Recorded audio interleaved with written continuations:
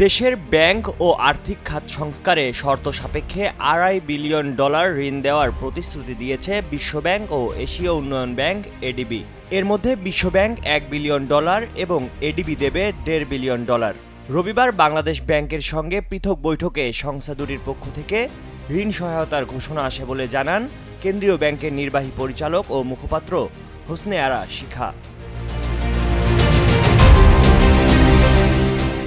কেন্দ্রীয় ব্যাংকের নির্বাহী পরিচালক ও মুখপাত্র জানান, বাংলাদেশের ব্যাংক ও আর্থিক খাত সংস্কারে 3 শর্তে 100 কোটি বা $1 বিলিয়ন ঋণ সহায়তা দেওয়ার ঘোষণা দিয়েছে বিশ্বব্যাংক। তবে এখন পলিসি সহায়তার জন্য $750 মিলিয়ন দেবে, আর ডিসেম্বরে এই সহায়তা পাওয়া যাবে। ইনভেস্টমেন্ট লোন এবং গ্যারান্টি ফ্যাসিলিটি হিসেবে আরও $250 মিলিয়ন ঋণ সহায়তা দেওয়া হবে, তবে তা পেতে আরও সময় লাগবে। এছাড়া 3 ধাপে $0.5 বিলিয়ন করে মোট $1.50 বিলিয়ন দেবে এডিবি।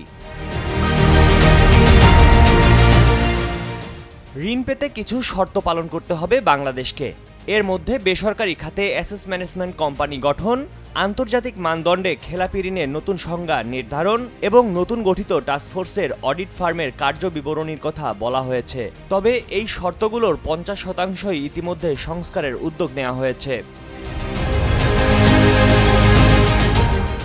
এদিকে রবিবার যুক্তরাষ্ট্রের রাজস্ব ও অর্থ দপ্তরের আন্তর্জাতিক অর্থায়ন বিষয়ক সহকারী আন্ডার সেক্রেটারি ব্রেন্ট নেইম্যানের সঙ্গে বৈঠক করেছেন বাংলাদেশ ব্যাংকের governor doctor Ahsan H Mansur.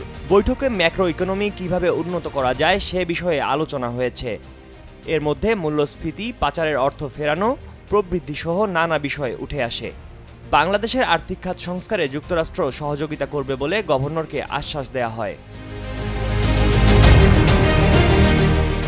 এদিকে ব্যাংক খাত সংস্কারে কমিশন গঠনের পরিবর্তে দ্রুত 3টি টাস্কফোর্স গঠনের পরিকল্পনা করছে সরকার। টাস্কফোর্সের মধ্যে একটি হবে খেলাপি ঋণ ব্যবস্থাপনা সংক্রান্ত, আরেকটি বাংলাদেশ ব্যাংক শক্তিশালীকরণ বিষয়ে, অন্যটি হবে পাচার হওয়া অর্থ দেশে ফেরত আনা নিয়ে।